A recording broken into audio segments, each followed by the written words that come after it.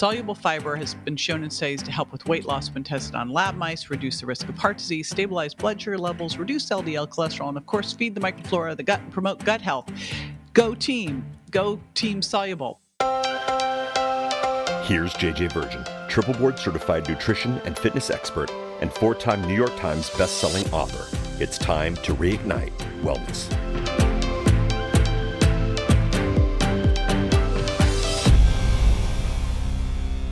Hey, it's JJ, and today we're going to be talking about fiber.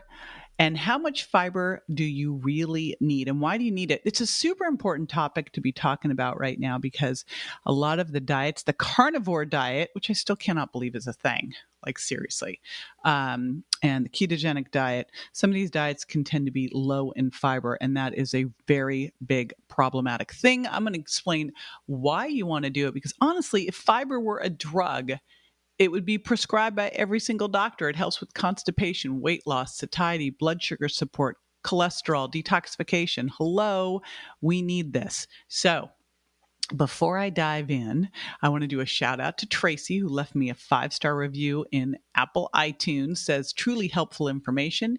JJ continues to provide quality and truly helpful information that is up to date and accurate. Can't wait for more episodes.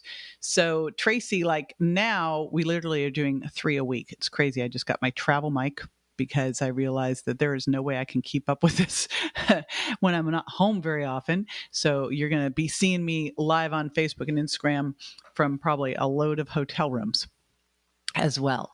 Now, before we dive into the show, I want to share another favorite with you. So stay with me. I'll be back in a moment. So let's dive in first and let's talk about what you need to know about fiber. I'm going to talk specifically now about some research that supports its benefits, which is so important. I recently had a little bout on doing home shopping and discovered that you're not allowed to say anything on home shopping. Even with all these studies that I could cite with fiber and show, they were like, nope, can't say that, can't say that. I'm like, drove me nuts.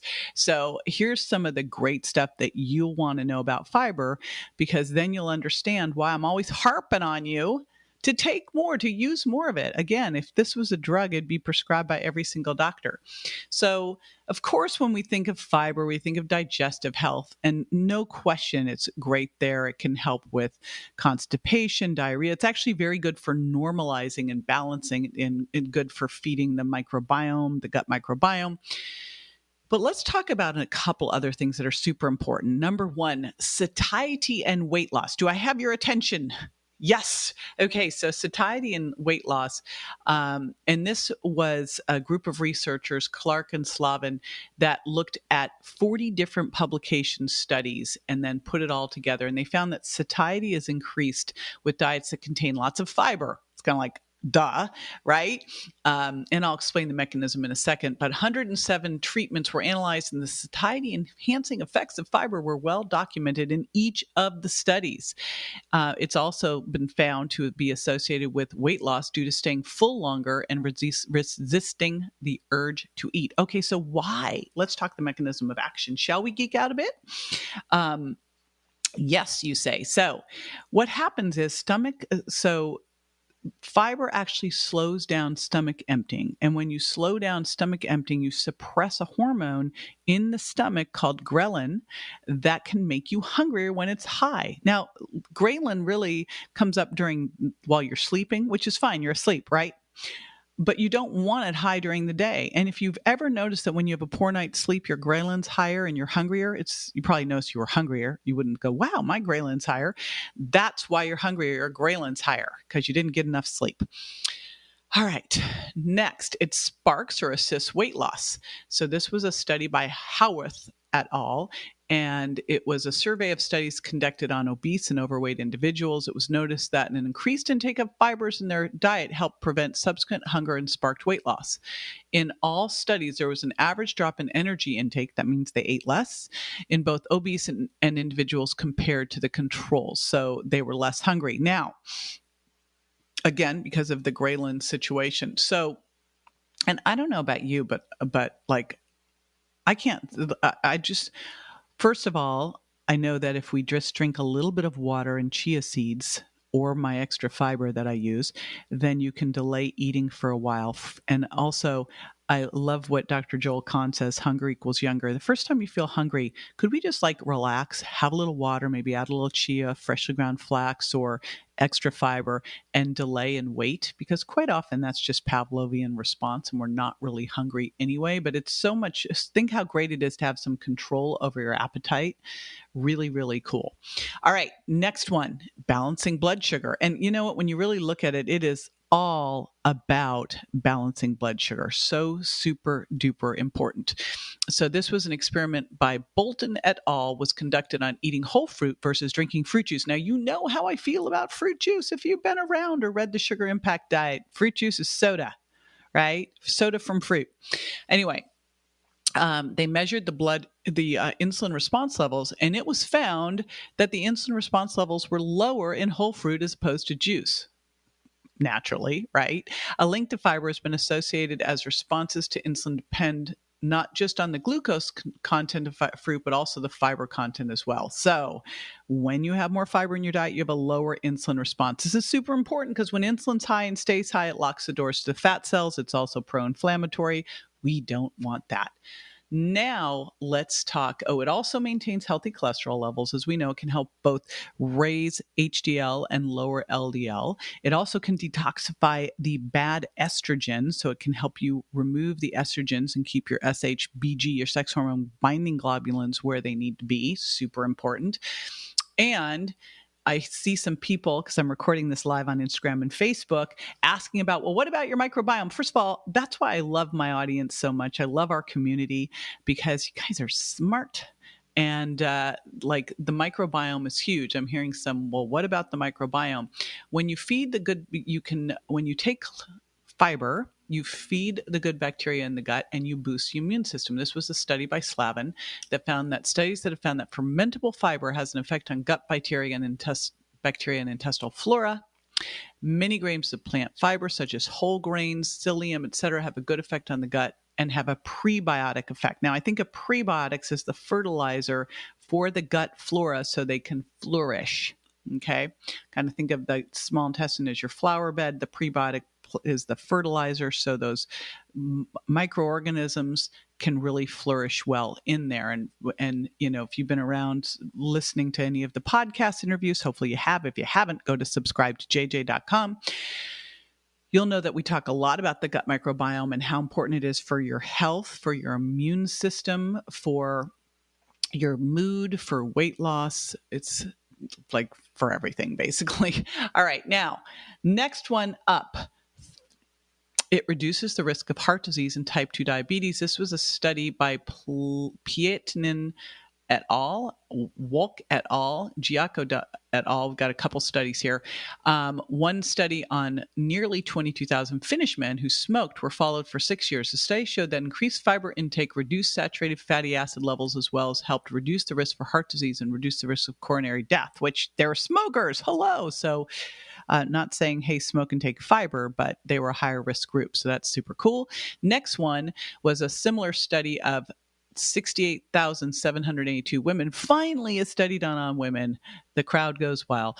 Who were diagnosed previously with stroke, cancer, diabetes, etc., showed that an increased intake of fiber helped reduce the risk of coronary heart disease. And then the final study, and then I'm going to stop citing the studies and we'll dig in to what you can do with this. A randomized study conducted on type 1 diabetic individuals revealed that a high fiber diet improved glycemic control, that's blood sugar control, and reduced risk of hypoglycemic events, that's when your blood sugar drops, you feel crappy, shaky, yicky, compared to those with a low fiber diet. And again, that is because we are stabilizing blood sugar and have that slow, steady release instead of this big spike and dump, which is what we want to avoid.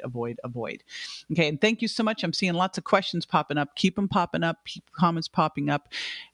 For those of you listening to this podcast, I record my individual episodes live on Facebook at JJ Virgin Official and on Instagram at jj.virgin. And then I grab questions off of there. So you can always join me live too. Okay, so here's the bad news is that, I mean, you hear all the benefits that I just went through, and there are more than that. And even though there's all those benefits, the USDA recommends 25 grams a day. I call that a good start, but reality is you want to be getting about 50 grams or more a day. The important thing is you do that over time, not overnight. Like, you'll be mad at me if you do that overnight. Quick aside, when I started to really study the benefits of fiber, I got very excited about it, and I went and got my dad to up his fiber overnight, not over time. And that was not a good thing. Do not make a large 6'4" Swedish guy angry. Um, he was always a sweetheart, but he was like, I'm constipated, honey. I'm like, too much information, Dad. Anyway, so make sure we're doing it over time, and I'll talk about what to eat and how to do this. So here's the challenge. We should be having about 50 grams. USDA, we're going to blow that out. They say 25 grams. No, let's get this up to 50 grams or more with all of these amazing health benefits. But the reality is that women are getting about 12 to 13 grams a day, men about 16 to 17 grams of fiber a day. Not good. So we need to quadruple or more that amount. Okay? So let's talk about how the heck to do that. And it's easier than you think. And that's the super cool thing. All right. So here we go. Soluble versus insoluble fiber and resistant starch. Let's talk about all the different types of fiber because they play different roles. And fortunately, Mother Nature is smart. She is. And so I'm going to talk about some of the foods that you'll be able to easily get all of these in. So most of the fiber that you're getting, most high fiber foods have about a third insoluble and 2/3 soluble fiber. Now, so let's talk the differences. So soluble fiber, how do you know it's soluble? It's dissolved by water and GI fluids when it enters the stomach or in the intestines. So these are things like fruits and nuts and seeds and barley. And then it's turned into a gel-like substance, which passes through the small intestines and is fermented by the microflora in the large intestine. So this stuff can sometimes make you a little gassy. Is the transfer there. And you've seen this when you've put like some of those fiber supplements that are really rich in soluble fiber and you put them in water and all of a sudden you walk away and don't drink them right away and it just becomes a gel. That's soluble fiber. Soluble fiber has been shown in studies to help with weight loss when tested on lab mice, reduce the risk of heart disease, stabilize blood sugar levels, reduce LDL cholesterol, and of course, feed the microflora of the gut and promote gut health. Go team. Go team soluble. Now let's talk about insoluble fiber. I think of these like the scrubbing bubbles for your small intestine. So I think of soluble like the sponge and insoluble like the scrubbing bubbles. Insoluble fiber is not dissolved by water or the GI fluids, and it moves through the digestive tract largely unchanged. So think about things like veggies, whole grains, bran, and its benefits are weight loss. Weight loss. You getting that one there? And reducing the risk of diabetes because it helps you not absorb as much, right? And you're just getting things moving. So it helps with transit time. This is really important. So a couple things is it keeps you feeling full, but it also helps with transit time. Well, you want to slow down stomach emptying to help you feel fuller longer and keep ghrelin suppressed. You want to increase it's transit time through your small intestines and your large intestine. And I'll just give you an example. If you pooped and you left that in your toilet and did not flush, what would happen? It would not smell good, right? Same thing. Like if you're got stuff hanging out in your intestines, it's not coming out, blah. All right. So we want those moving along, and insoluble fiber helps move that along as well. All right. Let's also talk about resistant starch. Name that because it resists digestion. So these are the starches that don't get digested when consumed, and things like green bananas and cool potatoes are examples of that. They're super good for the gut microbiome because it aids in producing something called butyrate, which helps you with fat burning. In fact, I went on Dr. Oz to talk about why potatoes should be brought back into the diet and said potatoes are really nature's diet food because of this resistant starch. Now, I'm not talking French fries. I'm talking eating some cooled potatoes, hopefully boiled is better, which I know is not the most delicious. I take those little small nibbler potatoes, and we cut them and we roast them in avocado oil with a little sea salt and rosemary, and then we let them cool down so we elevate their resistant starch. So that's what I do. Okay, so why is butyrate so important? It fuels the cholinocytes in the body that line the gut. So when you have impaired butyrate production, it's linked to a lot of diseases in the gut. Butyrate also is known to have some anti-cancer properties because potentially helping to prevent colorectal cancer, and anti-inflammatory properties by suppressing specific immune cells rather. Sorry. All right. So let's talk about, now that you're convinced, right? You are convinced that you want to add fiber into your diet and you want to get soluble, insoluble, prebiotic fibers, which of course we talked about feed the gut bacteria, provide the fertilizer, and resistant starch. So how do we do this, you ask? I'm so glad you asked. So first of all, most important is make sure that you increase fiber slowly, gradually, not overnight, over time, so that you do not experience any intestinal discomfort. Please, not on my watch. So I say do it in about 5-gram increments. And if you notice, and all along the way, as you're eating more fiber, drink more water in between your meals. Fiber, remember, the soluble binds with water, and then that gets moved through. So drinking more water in between your meals, and as you're upping your fiber, super important. But we drink the bulk of our water in between meals, and then we're eating fiber with our meals. Next thing, the dog's going wild. Next thing, high fiber foods. And hold one moment, please. Daisy, shh, stop it. So let's talk again about how to increase fiber. We talked about increasing your fiber gradually and doing it in 5-gram increments. Now let's talk about the foods that you can be doing. So here's some of my favorite foods. And again, you'll be able to get the show notes. If you're listening to this as a podcast, you can grab them right now. If you're watching this live, they're not up until the podcast goes live. And remember, you can subscribe to jj.com. And so at jjvirgin.com/eat more fiber, we will have the high fiber food list. Here's some of my favorites. And by the way, we have great recipes that go along with all of these as well at jjvirgin.com. Beans and lentils. So when you eat beans and lentils, legumes and lentils, you'll get anywhere from 13 to 16 grams per cup. By the way, I just found out from my buddy, Dr. Lisa Mosconi, who wrote the XX Brain and Brain Food, that garbanzo beans, and I'm sorry, Dave Asprey, I know you hate them so much, but they have phytoestrogens in them. So even a bigger shout out there for how they can be so good and healthy for us. And then artichokes, and artichokes are great because they also have prebiotic fibers in them.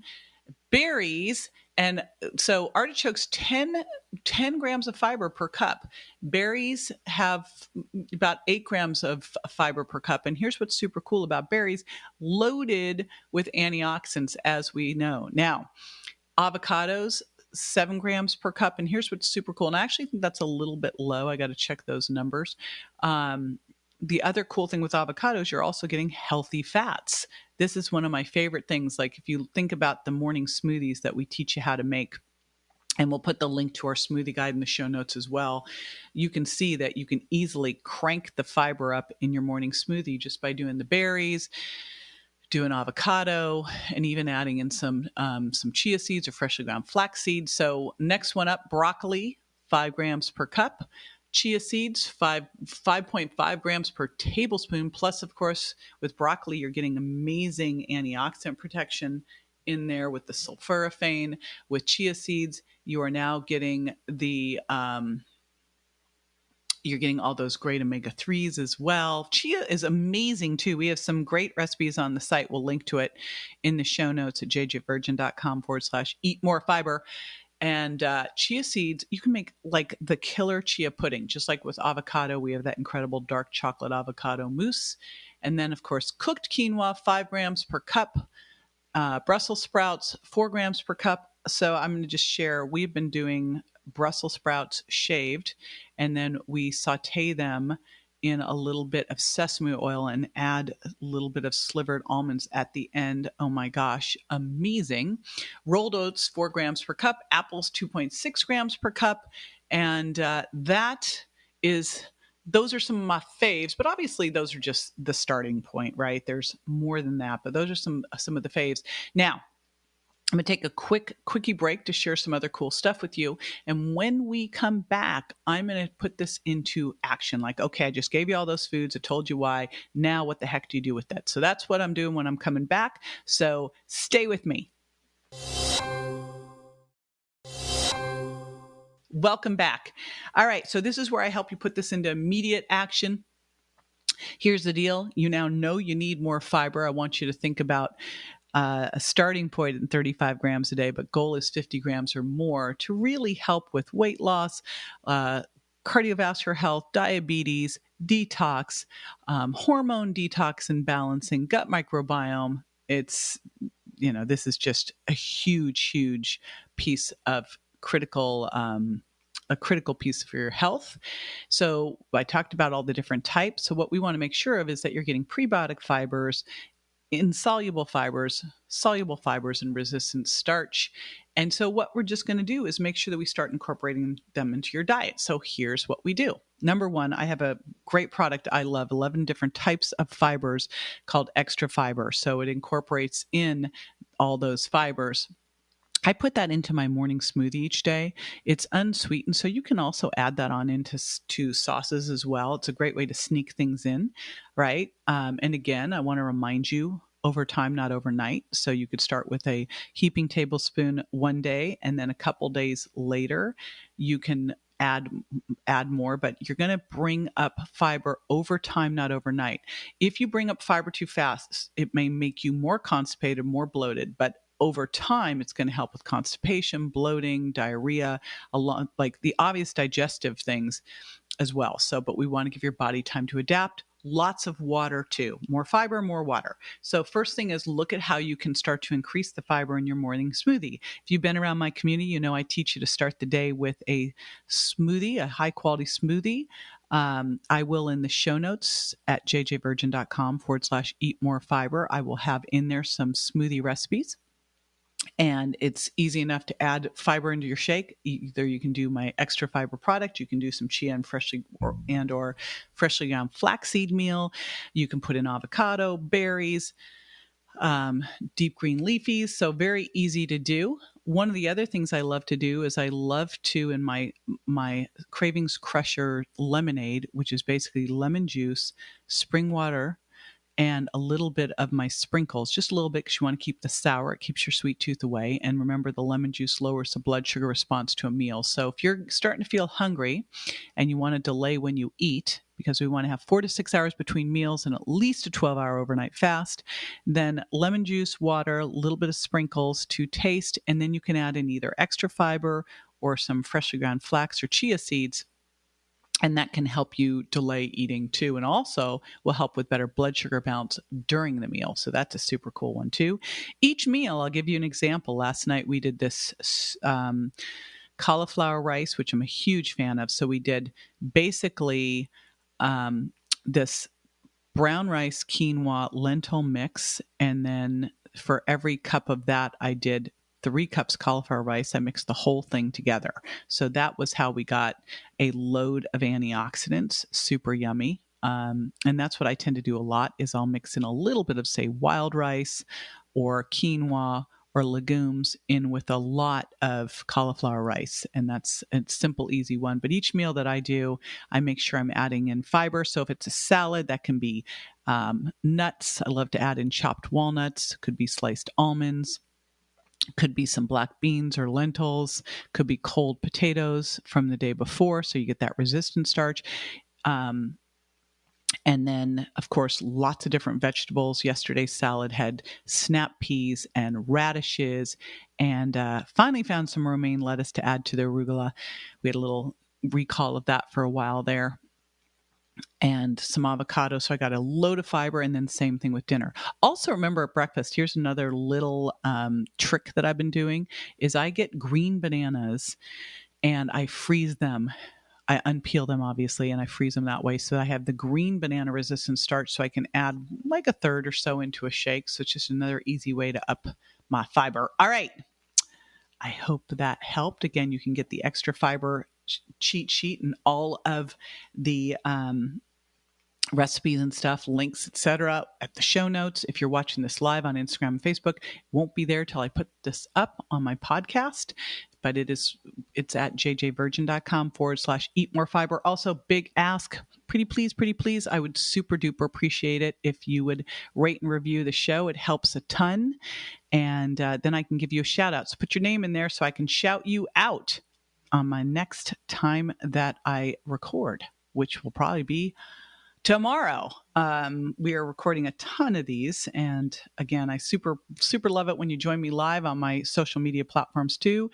And feel free to ask questions, leave them on my social media channels, leave them on the podcast ratings sheets list so that we can put them into our Friday Q&A. All right. See you next time. Thanks.